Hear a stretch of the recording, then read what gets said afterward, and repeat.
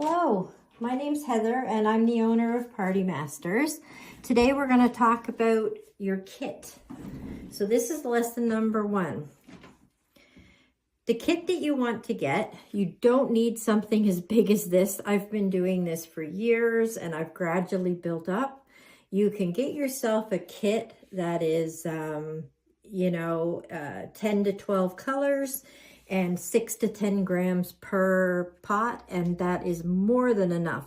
You would be able to do at least 200 to 300 faces off that little amount of face paint. Something like this is gonna cover hundreds. I could probably do 500 to 1,000 faces off the paint that's in here, no problem at all. Buy good quality paint. You want it to be water activated. Okay, water activated only. And that is because you don't want heavy oils or perfumes or chemicals on people's skin, your own included. Then you're also going to need a water basin. You can buy one that has the holes in it or ones that don't. It really doesn't matter. You're going to need some wipes. Please buy the sensitive baby wipes, ones with no perfumes in them. Even if it says hyperallergenic, that does not mean it is scent-free. So please buy scent-free. It might smell nice to you, but it can harm a child's skin and you don't want to deal with that. The last thing you really need to have at this point is some brushes. So with your brushes, I'm going to say that you're going to want at least 2 number 1 round brushes, 2 number 2 round brushes, 2 number 3 round brushes, 1 number 4 round brush, and 1 number 6 round brush. And really, to start face painting, this is all that you need. You don't need anything else.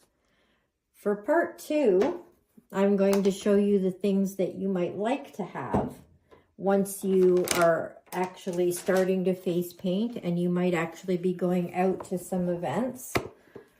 So here are a few things that I would recommend that you pick up once you've got started, and you don't need to get everything all at once, okay? So the first thing I would suggest is that you start buying some more brushes. Okay, I would suggest a 1/2 inch filbert, a 3/4 inch flat brush, and a 3/4 inch angled brush. Okay, you can start buying different sizes and different types, but for when you start, really that's all that you need. Glitter. We have to buy glitter. Oh my gosh, glitter is so important. You can buy loose glitter like this, which if you just get your finger a tiny little bit wet and then dip it in there and pat it onto the face paint, it looks amazing. You can also buy it in little poofer bottles like this. My favorite brand is Mama Clown. Get some stickers. Some stickers that can be added to like a princess crown or anything like that. And I also like to have some stickers that are just pretty stickers for children that might not want face paint, but really appreciate having a nice little sticker. Further down the road, you're going to want to start getting split cakes. A split cake is basically just a collection of paints of different colors, so that when you take the 2 larger brushes that I showed you, you can get all 3 or 4 or 5 of those colors onto your brush at the same time, which makes your design look really fancy. And I suggest you try to learn, at least get yourself a rainbow cake and practice with that, because it will take your face painting up a major level. For going out to events, you're going to want a mirror. Try to keep your mirror clean. Mine's got a little lucky, but I get one that folds flat so it goes in my case easily, and then is a nice decent sized mirror for the kids to have a look at themselves. Practice boards. I personally really like these ones from a company called Boitsky.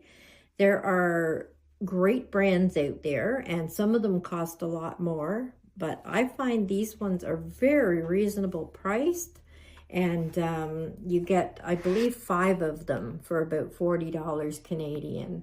So they have a girl, a boy, arms, and then a couple different views of the girl and the boy. These are fantastic for practicing. They are also fantastic for taking pictures to display what you can do. Some stencils. I've just got a couple here. This is one that I use for snakes. You can kind of go over it, and it puts some really lovely detail on a snake or a leopard or anything that you would like to use it for. Then I've got this one that I use for my frozen or snowflake type face paints.